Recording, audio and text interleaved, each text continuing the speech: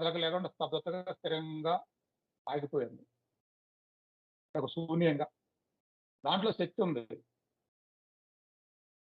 కానీ కదలకుండా శూన్యంగా ఉన్న శక్తి.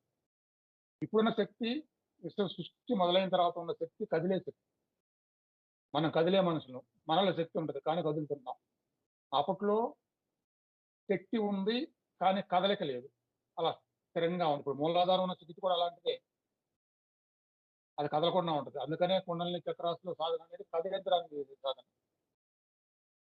సృష్టికి ముందు అలానే ఉంది. కదలకుండా.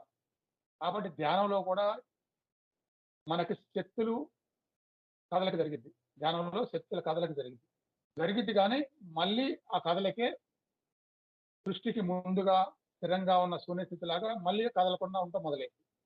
అలా కదలకుండా మొదలైనప్పుడు కూడా ధ్యానం కొనసాగితే అదే అసలైన